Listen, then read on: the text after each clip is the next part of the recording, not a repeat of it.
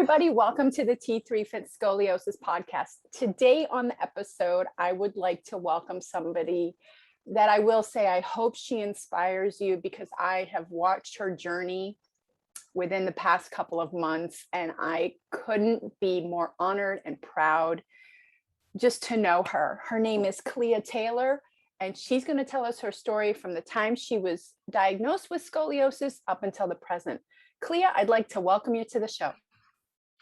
Thank you for having me. It's very sweet. Yeah, of course. Can you share with us when you were diagnosed and what it was like and everything that you went through during that time? Yeah, so I was actually born with a congenital heart defect. So my scoliosis diagnosis was found by my cardiologist because he was following me, throughout my childhood. Mm-hmm. My heart defect, I had needed a surgery when I was a baby. Sorry. And then again when I was like 10. So I was kind of used to the whole hospital scene. Okay. So yeah, my cardiologist was following me. He discovered it maybe when I was like 8 or 9. And then he was wound up being a strong advocate for me to have fusion because he was worried about the spine and twisting and the rotation of the spine and the rib cage, and then the impact on the heart. Right. Yeah. So I was closely monitored for a couple of years. I wound up having to go into a brace, which was I think the Boston brace. I looked at pictures online. It was the one that buckled in the back. It was really hard. It was very high. How old were you when you had to start wearing the brace? I think I wore it through all of middle school. Okay. So, yeah. Okay. Do you remember your curves? I mean, you were an infant, but did anybody ever tell you what your curves were when they first discovered it, the scoliosis? I didn't have scoliosis until I was like 8 or 9, I think. So they were like maybe in the 30s, I think. Okay. Yeah, it's not totally clear. I kind of blocked a lot of it out. But by the time I needed surgery, they had really skyrocketed at the end. So they were probably in like the 60s, I think. Okay. Yeah. And how long did you wear the brace for? I think I wore it for like 3 years, and I had to wear it every day. I could wear it. I chose to not wear it every other day to school. So I had to wear it at night, every night. Okay. I had to wear like overalls in order to fit into it. Yeah. And it was not my favorite thing. And I also had to be buckled in by somebody else. So there was just, my siblings were always like, Clea's not wearing her brace. There were a lot of components of extra help. Yeah. with it. Yeah. And then, so you wore the brace, and you say again, how long did you wear the brace for? I think I wore it for 3 years. Okay. And I also did something called hellerwork, which was deep tissue massage. Okay. I don't think my doctors suggested that, but I think a neighbor suggested that. So my mom drove me. I live near Seattle, like an hour and a half from Seattle. Okay. So she drove me to Seattle like every other week for a couple of years to get this deep tissue massage in hopes of preventing the surgery. Okay. And then I wore the brace, but in the end, I still really needed the surgery because. Did anybody suggest any type of physical therapy for you? And I'm asking physical therapy or therapy designed specifically for scoliosis? Oh, no, definitely not. Okay. And what years, what time frame are we talking about with you and your journey? I'm 37 now, and I think I was fused in 1998. Okay. So you wore the brace every other day and always at night. Mm-hmm. And you had the deep tissue massage. Mm-hmm. And your curves increased. Yeah. Do you remember what degrees they were at? I don't know exactly, but I think they Okay. were about I know that they were watching, and I was supposed to have the surgery the summer before high school. And then I think they wanted to maximize my growth Okay. while, because once you're fused, you can't grow anymore. Yeah, there's Yeah. some limitations there. Yeah. So um, then they were like, well, let's hold off a little bit longer. And then I was getting x-rays every week. I was driving down to Seattle. And then all of a sudden, I don't know the exact degrees, but I think they got pretty high really quickly. Okay. And all of a sudden, like in October of that year, they were like, we have to do it right now. Okay. Yeah. So you just kind of skyrocketed, and then they were like, we got to go. Yeah. So I started high school, but then I, like, within a month, had to take like 6 weeks off of high school to have this huge major surgery. And Okay. that was pretty hard because I was extremely shy as Okay. a teenager, and so I felt that was very isolating. And then going into high school where everyone's already, friends, and it was a hard, Okay. looking in retrospect, it was a hard time to have it. Yeah, it's teenagers. It's such a delicate time, and then to add a surgery that feels isolating, and then you have to go back to school, and Yeah, everybody's doing their thing and acclimated, and you're like, yeah. hi. Yeah. Can you share with us what you remember of your surgery? Um, it's kind of amazing how I think I was able to block a lot of that memory out. Okay. um, I remember being stuck in the living room on the couch for a long time. I Okay. watched a lot of Touched by an Angel. I wish I remember that show. But I remember just like feeling really hot and painful back, just really stiff. Hmm. And yeah, I don't think I ever had pain prior to the Okay. surgery from my scoliosis. So it was definitely a new weird feeling, just Okay. feeling really immobile. Um, And how long was your recovery? um, I know I was in the hospital for a week, and then I was out of school for 6 weeks, and then I remember going back to school, but like still having pain. Okay.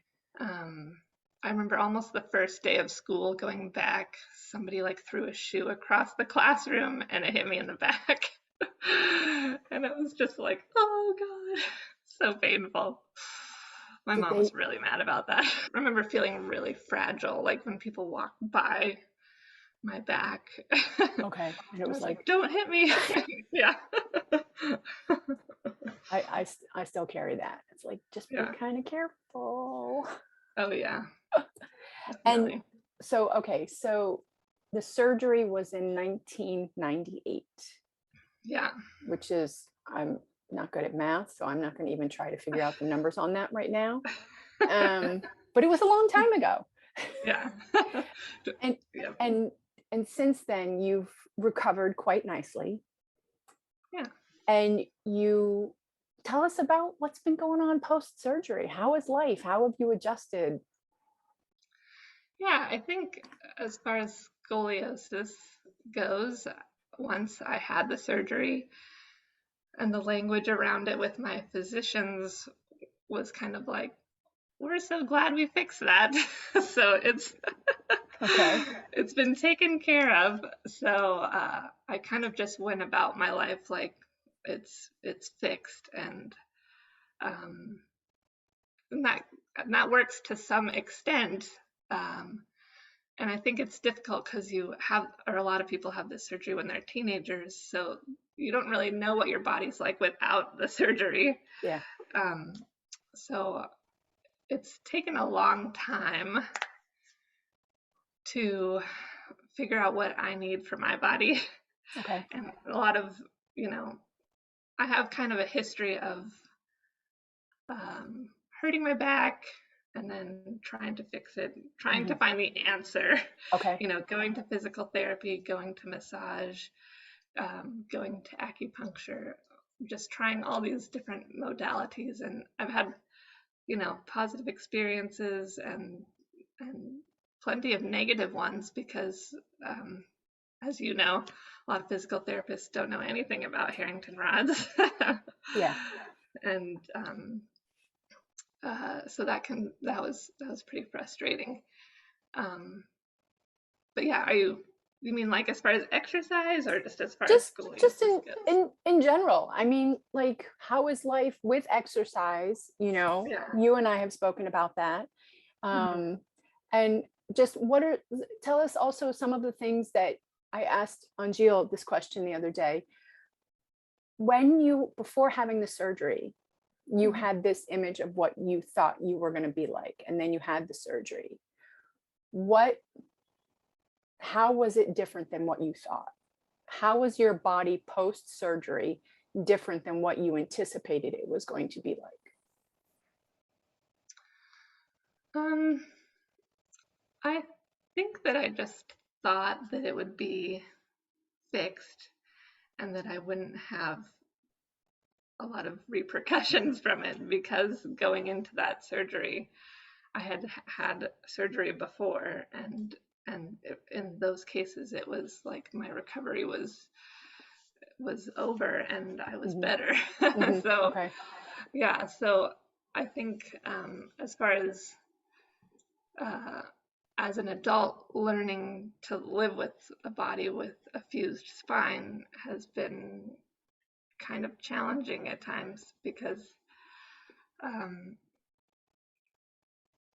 because a lot of times I think that I can do anything, and then and then I have pain, and then I have a lot of remorse for what I've done, or Okay.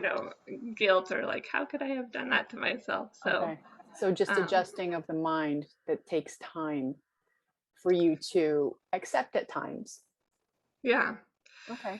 yeah, and just I'm just I feel like I'm only now in the last like 2 years coming to actually think about my scoliosis. I'm 37. I was Okay. fused over 20 years ago, and like I kind of just never really put too much thought into it, except, oh, I hurt myself. I can't do that because I have scoliosis. Mm-hmm. I'm fused, so I can't do that. And so now, just in the last like 2 years, I feel like I've been um, actually thinking about it, talking about it. I started going to therapy, and it was like, wow. I sat down the first day of therapy, and she was like, well, what do you want to talk about? Or what do you think is the root to some of your, you know, anxiety or depression issues? And it was amazing to me that like half of the page was just about scoliosis, and I had no idea that was going to be the case. Surprise. Surprise, you've had a The major trauma. the darkness reveals itself. Yeah. Yeah, that's you're not the first that I've heard that from. When people Yeah. start to really open up about that, Mhm. it's a layering of an onion, Mhm. coming off, and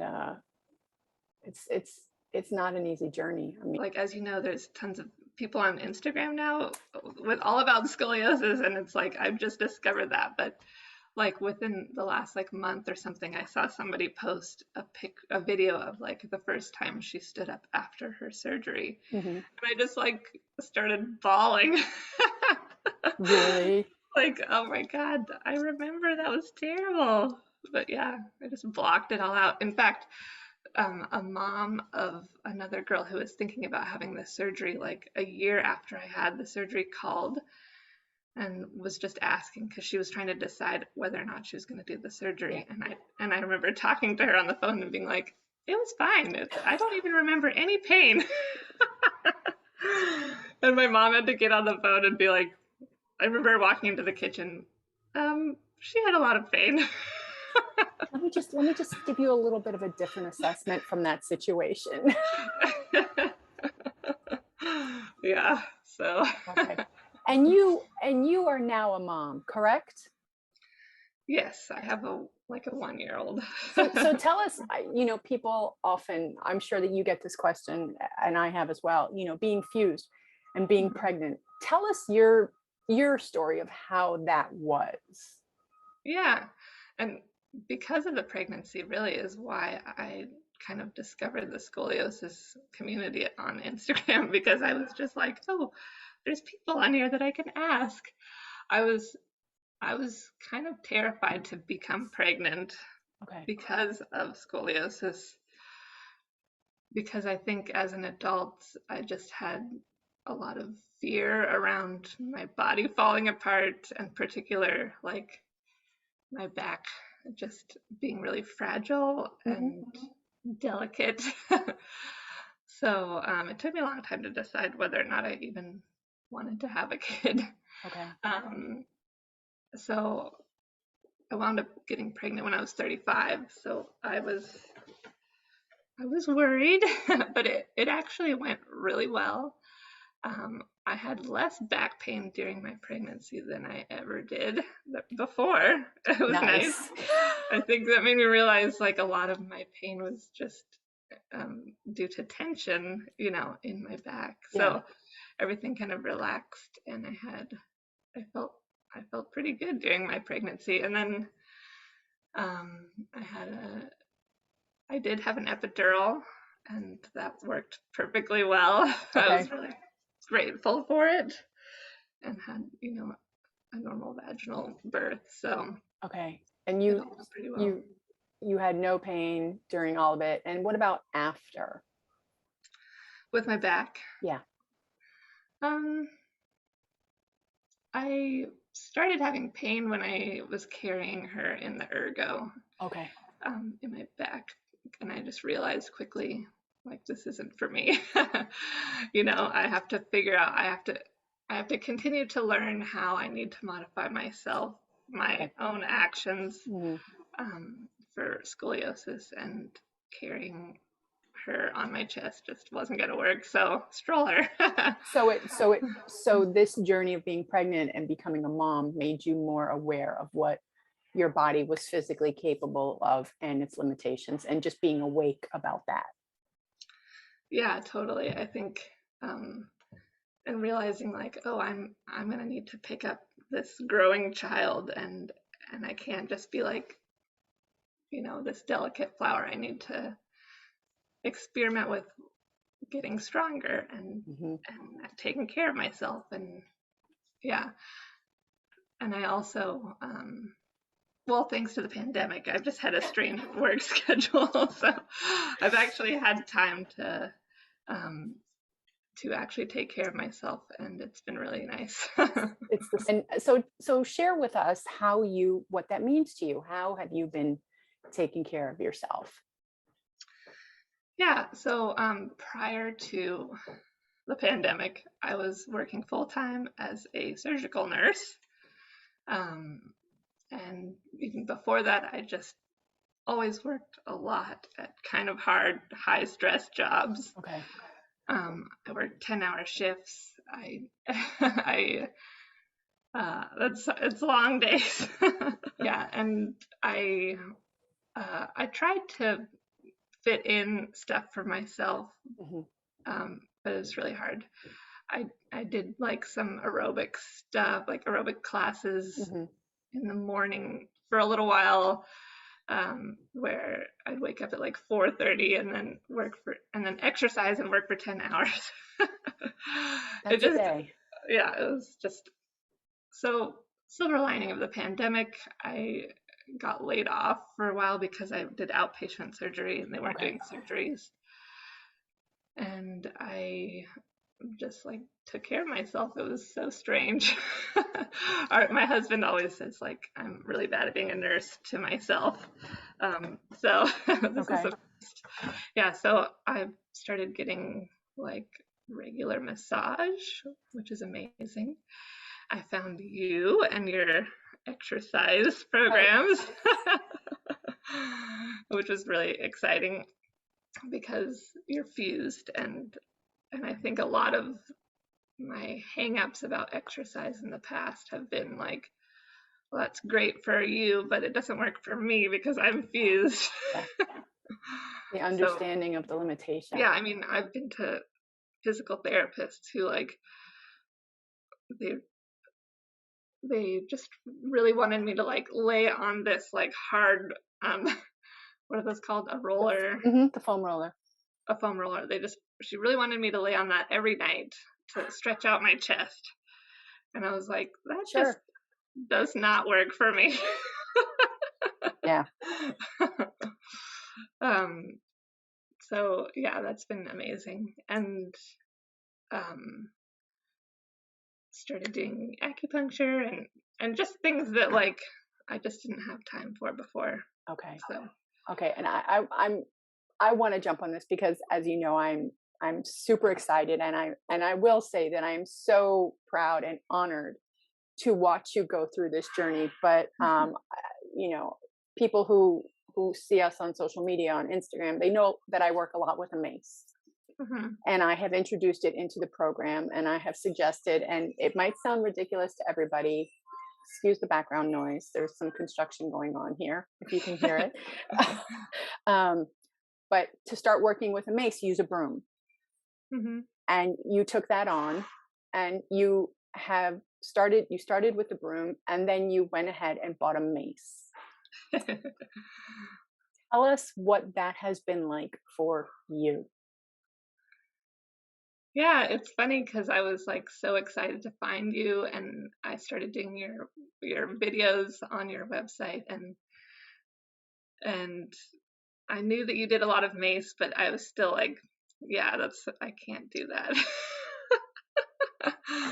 So I don't know.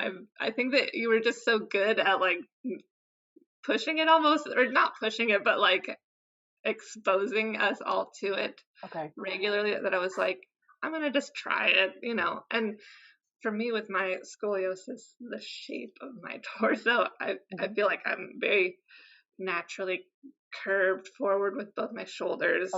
And so I've always had a hard time like lifting my arms straight over my head. It just, they always feel like they're just lifting at an angle.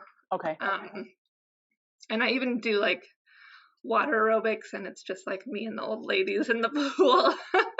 And like when they say lift your arms over your head, I just lift them straight out to the front, because I just didn't like, I just was so afraid of hurting my my shoulders and giving myself a headache. I've had a lot of headaches from exercise in the past. So anyway, so I was reluctant, and then I did try it with the broom, and I felt like, oh, I can do this. It's not, you know, it's not a really effective workout with the broom, but you can at least see that it's possible. And then I was putting it off, and then I finally bought the mace, and I was just so excited. It's like, I'm gonna do it. Well, a big part of, I mean, I was really inspired by seeing you use it, because it's such a powerful looking exercise. You know, it looks pretty badass. So I was just like, wow, maybe I can do that.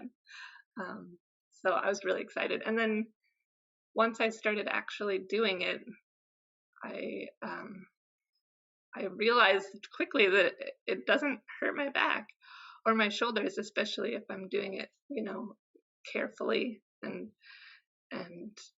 patiently. And controlled. Yeah. And since I've been doing it, I actually like look forward to it, or I enjoy it. And I can feel that my arms go like straight over my head, because I think because it's the weight of it behind you a lot of the time is like kind of simultaneously stretching your arms into that position. Yeah, it's really nice. And for the first time in my entire life, I have like shoulder definition. And also there's other positive repercussions, I guess, because I'm also a cellist. I'm a professional musician, so I like have had a lot of issues with shoulder strength Mm-hmm. because as a musician, you can't, you know, it's really bad if you mess up your shoulders and you're a Okay. cellist. Okay. Yeah. And since I've been doing that, I've felt so much stronger. It seems like it will be harder to tweak my shoulders. It's really exciting. It is. And it warms my heart to hear you speak of the mace, because I'm, you know, when people, you're not the first to tell me that I look like a badass swinging a mace. And I'm just like, it's something I just like doing, you know, but now it's almost, it feels like it's slowly becoming contagious. So to hear it from somebody who's just started their journey on working with the mace, thank you. Thank you. I'm honored. I'm really honored to be a part of that with you. Tell us. Thank you for putting it out there for us all. Of course. Tell us, is there anything else that you would like to share about your journey, your story with scoliosis that we haven't targeted on? Is there anything else that you would like to share with the audience today? Yeah, I guess I would just say, like, get out there and do some research for yourself, and because there's so many more resources now than there ever were before, and people out there doing the same stuff, and scoliosis, and especially Harrington rods, I think kind of make you feel very isolated and like other, because there's a lot of people with scoliosis, but then there's only so many that have been fused, and then it's not everyone's fused the same way, and you know, nowadays they do it differently. So it can really easily become an excuse in your mind, like, that's not going to work for me because this. So and for me there was a lot of frustrating setbacks, going to physical therapists who didn't understand, or going to massage therapist. I went to one massage therapist who told me, I saw him twice, and the first time he gave me some stretch that wound up really hurting my back, so I didn't do it. And then the second time I saw him, he just gave me this huge guilt trip, like, if you're not going to take your health seriously, then you're not going to even be able to play your instrument by the time you're 50. You know, there's just like, there's so much misunderstanding around what we deal with. Yeah. Thanks for the encouragement. Yeah. And from the healthcare community and wellness people, it can be really isolating. So I would just say, go out there and research and find the people that will serve you for what you need, and that includes, like, you know, physical therapy, massage, you know, talk therapy has been really helpful for me. And also, like, fitness. Like, I always tried to exercise, but I was always kind of on my own, and it's amazing now that you and other people like you are out there to specifically help people that are fused. So just finding the community. which leads me to my next point. If people would like to find you, Clea Taylor, on social media, on Instagram, where is the best place for them to go? Yeah, well, my health one is called Clea _TIU. Okay. I started that when I was doing tone it up exercise. And I've just been able to find a lot of cool scoliosis people on that one. My music one is Fine Tunes Music. That's it. But maybe I'll start sharing more actual videos and mace work, because I've been doing it on the Facebook group, but maybe I'll share it on Instagram. It's welcomed. It's welcomed.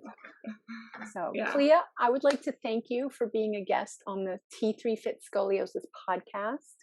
If anybody would like to reach out to Clea, she has provided you with the information on Instagram.